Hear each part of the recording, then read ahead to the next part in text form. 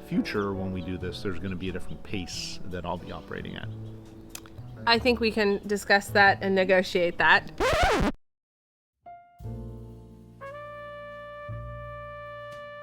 So we are back in Redwood City, California, back at our home. We have amazing weather, and we have kind of recovered from 3 weeks in Italy and France, although we may never fully recover. Is that a clue? I'm recovering from a cold that Zeke has, that I've shared generously with him. That we didn't get until we got back, so that was good. Yeah, no, that's good. We did get some follow-up questions from some viewers and some subscribers that we wanted to address in a video, and also answer some other random questions that we've gotten from some people. The first question that I got slid into my DMs was, in this time period, you either had to have a Spanish, a Portuguese, an Italian, or a French accent to be able to subscribe. Future trips, depending on where we go, you can use those accents. Well, the next trip is going to be Vancouver, so a Canadian accent. Hey? So if you haven't subscribed, if you didn't get the clue, please subscribe to our channel. So we'll start actually with a macro question, not a micro question. So in 3 to 5 years, what do you think that you will most remember about this trip?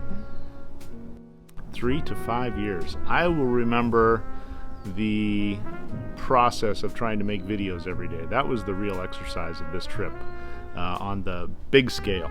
On the small scale, I will remember the parade of plates that came to our lunch in Anzio. At Il Pizzo. At Il Pizzo.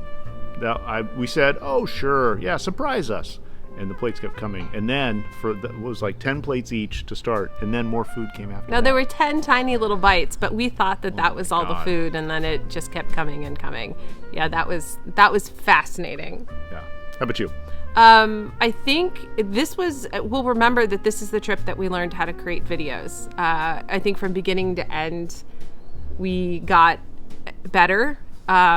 We still are trying to figure it out. I got more comfortable seeing my whole body on the screen, which was a lot to get used to, because what I am now is very different from what I was 10 years ago. So that was a little bit hard, but I was able to get used to that. I'll also remember just how much fun you and I had together. We worked together and we played together really, really well, because our days started at like 6 a.m. and they went until midnight because we were doing video production every single night. And then I think from an experience level, it's a toss-up between the cicchetti tour that we did with Elisabetta in Venice, or the Il Volo concert at the arena in Verona, which we'll talk about like expectations versus reality, but that was one of those that it was like I just had no idea what to expect, and that ended up being absolutely spectacular to see so many Italians just so into these 3 young opera dudes and all the parade of people coming through. They were so cute. Oh my goodness. You keep talking about that. Man, missed opportunity. Speaking of videos, so one of the questions came from Mia. Thank you so much. How were we editing and uploading videos every day for like the first 10 or 11 days and throughout our trip, in terms of how do we balance enjoying our travels and the video production? Great question. Is your sanity like slightly lost as a result of the process? If there's any balance left, yeah. No, again, going into it, we knew it was an exercise in how do you do this, and to really jump into the deep end. We made a couple decisions early on. We only used iPhones. Every piece of photo, video, everything was on an iPhone. And some of it was 4K and some of it wasn't. And it was all edited with Finalcut Pro. And that's about as technical as I can get for you. And then we uploaded it via Wi-Fi at the hotel every night. But sometimes that was at 1 a.m. in Europe time. To be able to just get it off our plate. And from a process perspective, so all throughout the day we would capture video. Before dinner we would generally go back to the hotel to get cleaned up.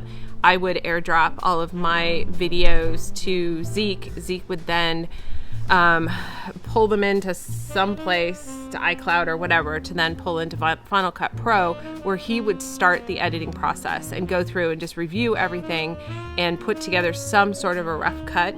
We'd go to dinner, come back, and then we would spend 3 to 4, 5 hours more. So while he was doing the continuing to do the editing, I was working on Postcards from the Road, the newsletter, which you can subscribe to on our website, zekeandterri.com. I was also sending out real postcards. I was putting the thumbnail together. He would get to a point where he would say, okay, let's look at it. Let's identify music. And we get music through Epidemic Sound.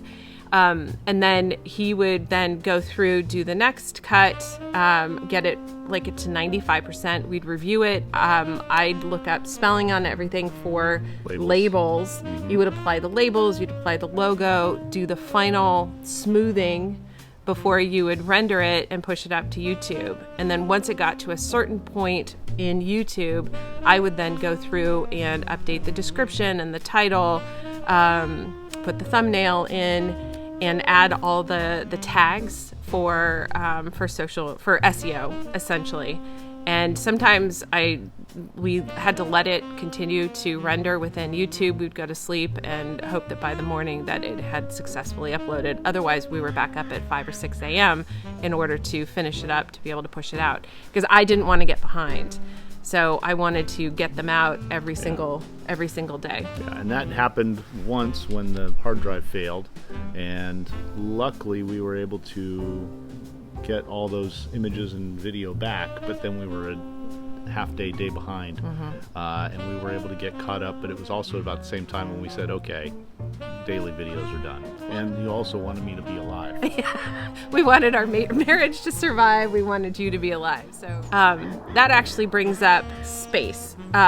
We were together a lot. So one of the questions we got had to do with how did we deal with so much closeness?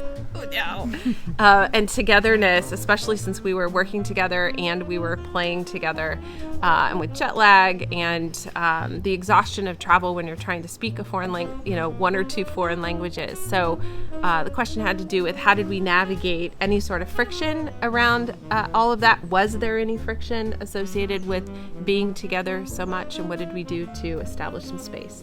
I don't think there was a whole lot of friction. I think I was ready to go and see whatever. You had been there the year before, and you had some idea of what you wanted to see, and so I was ready to go with that.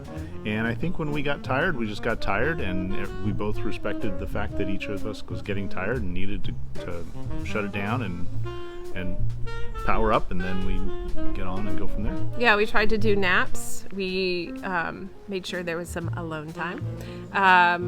Sometimes there were some mornings you would go down for breakfast to get some coffee, and I would either sleep in or I would just take a little extra time to get ready. Yeah, we have different eating cycles. Let's just say that. Coffee in the first thing is pretty important to me. It's less important to her, as well as some food. So there was sort of a pre-cycle on my end, and then I'd bring coffee back up to her, and then we'd both go down, or I'd go back down and eat breakfast. Yeah.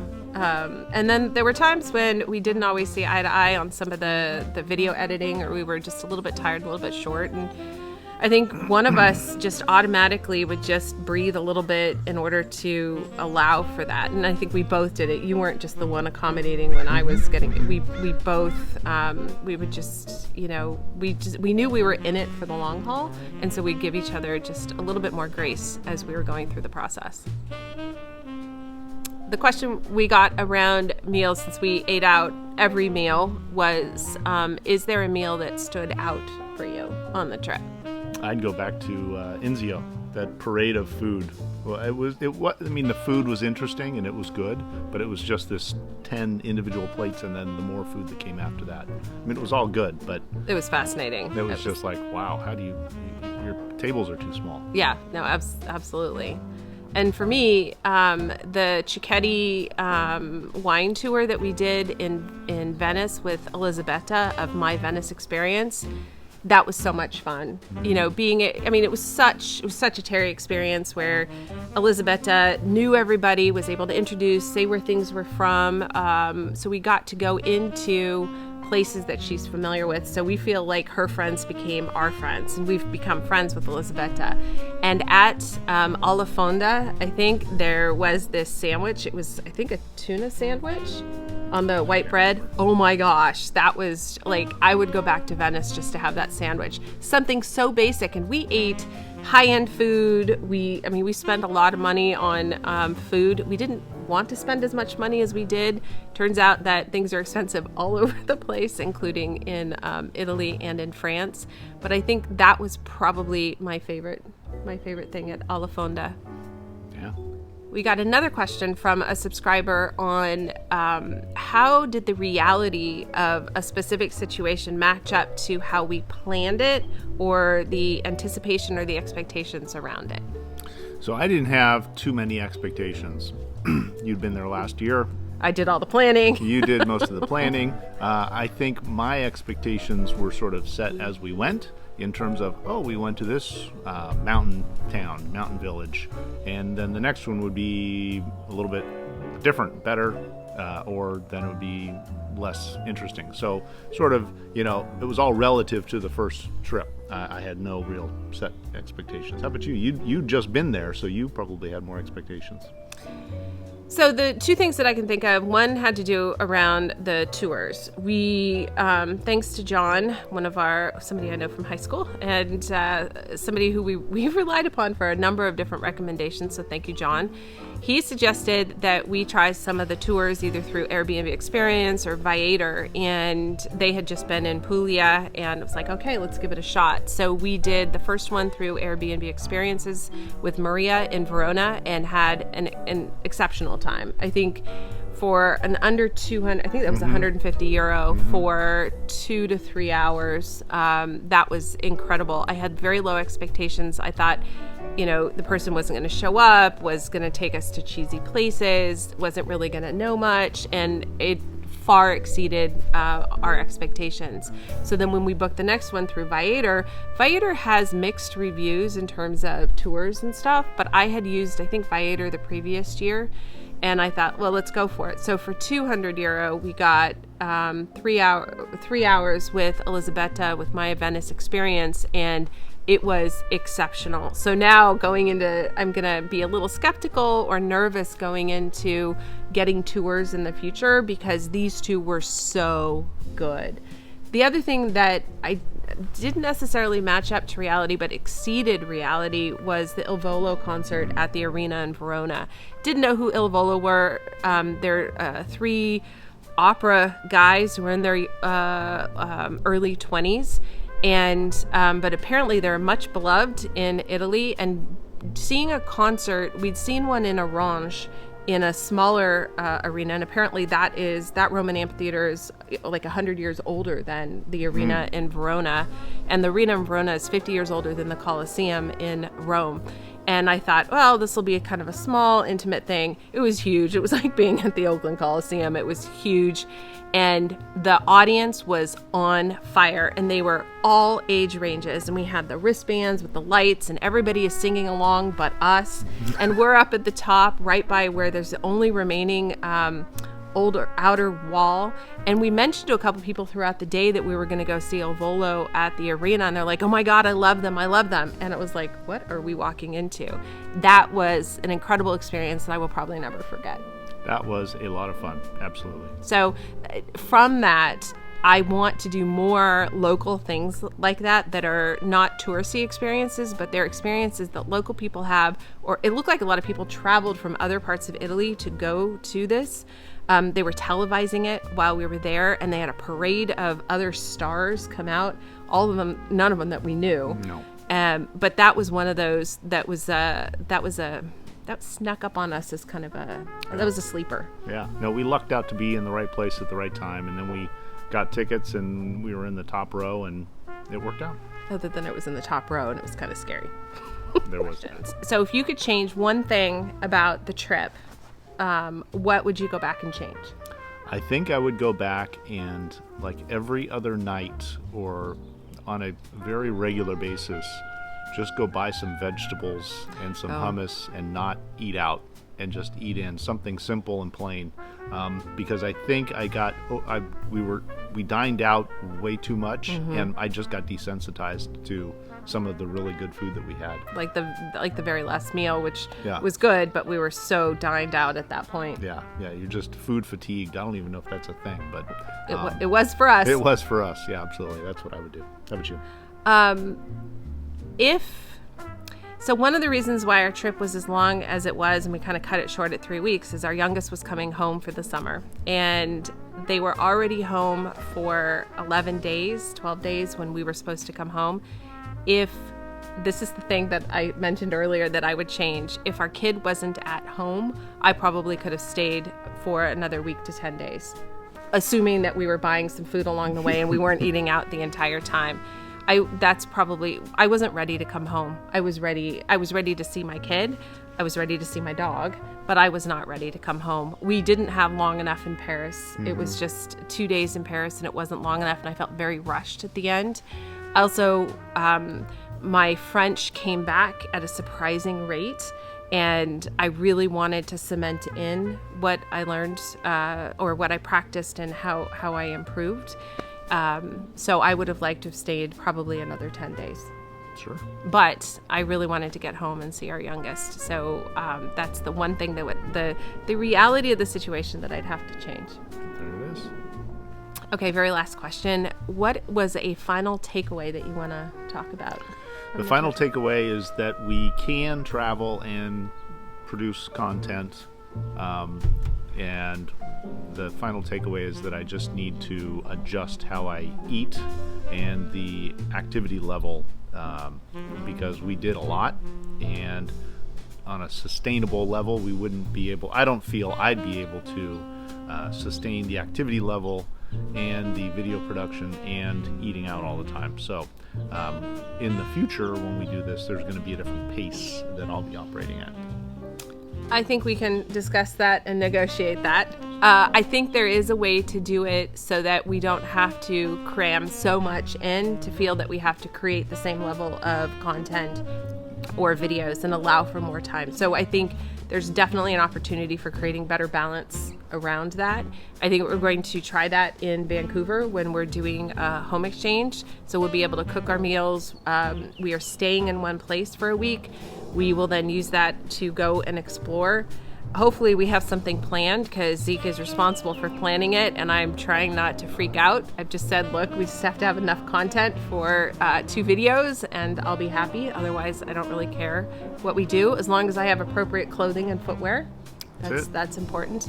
But I think the final takeaway is Zeke and I worked really well together, and we balanced it really, really well.